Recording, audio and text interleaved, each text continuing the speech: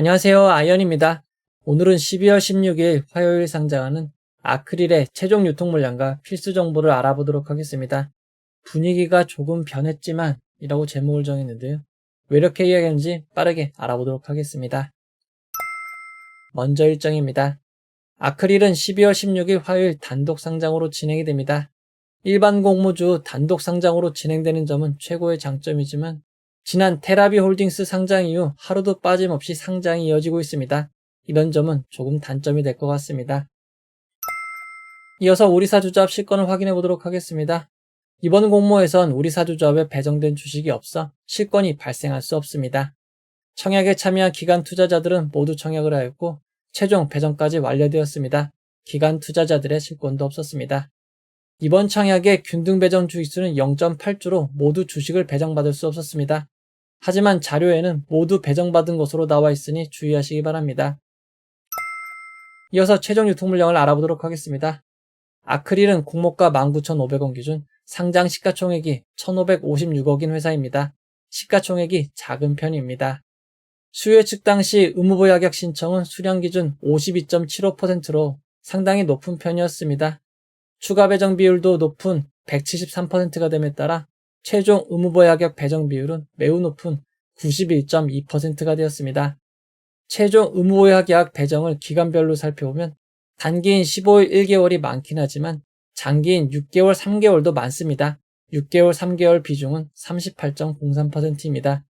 장기 비율이 높았던 CMTX 수준은 아니지만 장기 비율은 괜찮은 편입니다.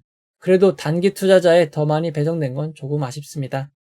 의무보유 하격이 대폭 배정됨에 따라 상장일 유통가능 금액은 기존 564억 원에서 276억 원으로 크게 줄었습니다. 이어서 주체별 유통 물량을 알아보도록 하겠습니다. 상장일 최종 주체별 유통 물량 비율을 살펴보면 기준 주주가 51.78%, 일반 청약자가 38.15%, 국내 기관이 6.78%, 해외 기관이 3.29%입니다. 상장일 매각 가능한 해외 기관 비율이 높은 것은 아니지만 상장일 매각 가능한 기존 주주 비율이 약 절반인 52%입니다.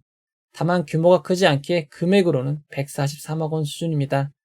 아크릴의 기존 주주를 살펴보면 최대 주주 및 임원은 3년, 1년간 매각이 금지됩니다.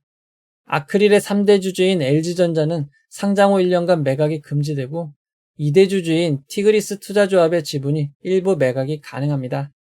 1% 이상 상장일 매각 가능한 주주들은 모두 벤처금융 VC들입니다. 소액주주에도 벤처금융이 많고 그 외에는 기타 주주들입니다. 상장일 매각 가능한 지분 대부분은 벤처금융 기관 투자자라고 할 수 있습니다. 아크릴의 소액주주는 21명밖에 없고 비상장 거래는 없습니다. 기존 주주의 취득단가를 알아보면 2016년은 2,083원, 2018년은 2,976원, 2019년은 3,300원입니다.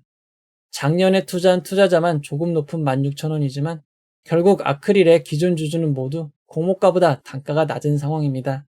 상장 이후 유통 물량을 알아보면 상장 후 1개월부터 유통 물량이 증가하는 점 주의하시기 바랍니다.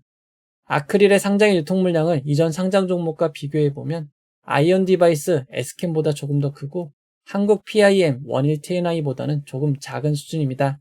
아크릴의 상장 유통 물량은 평균보다 작은 수준입니다. 이어서 상장일 주가 범위를 알아보도록 하겠습니다. 아크릴은 상장일 공모가 19,500원이 기준 가격이 되고 상한가 400%는 78,000원, 하한가 60%는 11,700원입니다. 청약하시고 배정받으신 분들을 위해 최상의 결과 있기를 바라도록 하겠습니다. 이제 결론을 내려보도록 하겠습니다. 이번 공모에는 환매 청구권이 부여되지 않았습니다. 환매 청구권이 없는 점 주의하시기 바랍니다. 아크릴은 신한투자증권 단독으로 진행이 되었습니다. 모두 배정을 받지 못해 상장에 큰 무리는 없겠지만 최근 서버가 불안한 경우가 많으므로 미리 로그인 하시는 것을 권장드리도록 하겠습니다. 아크릴의 비례 경쟁률이 높은 편은 아니었지만 환불일이 주말을 포함한 4일이었습니다. 그에 따라 25% 상승한 24,402원이 되어야 수익이 발생하는 점 참고하시기 바랍니다. 최근 상장 종목 현황을 살펴보도록 하겠습니다. 최근 상장 공모주의 고점은 놀라울 정도로 높은 수준입니다. 가장 낮은 쿼드 메디슨이 79%, 그 외에는 모두 100% 이상 상승을 기록하였습니다. 다만 12월 10일 상장한 페스카로 이후 시초가와 고점의 차이가 그리 크지 않습니다.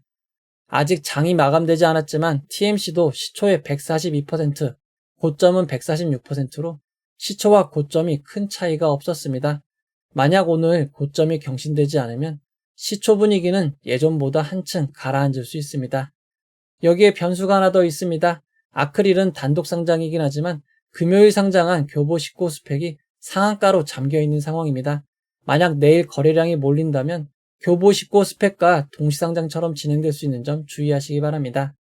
페스카로 이후 상장 종목들이 마감 전 큰 폭으로 하락으로 이어지는 점이 분위기에 영향을 줄 수 있습니다.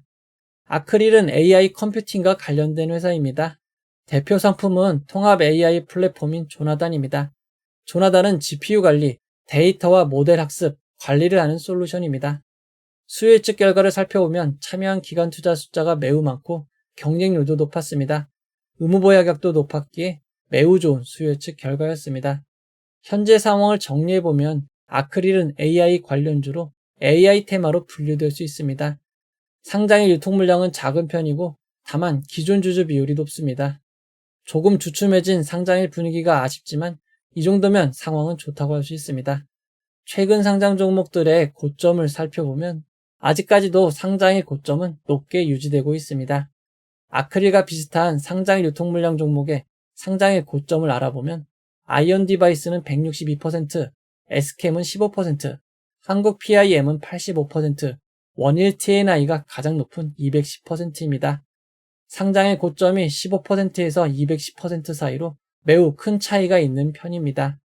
가장 낮은 SKM은 상장 당시 공모주 손실이 이어지던 시기였고 동시상장으로 진행되어 고점이 매우 낮았습니다.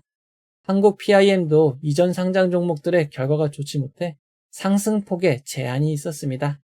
아크릴은 단독 상장인 점과 현재 상장 분위기를 고려하면 100%는 가능할 것으로 보입니다.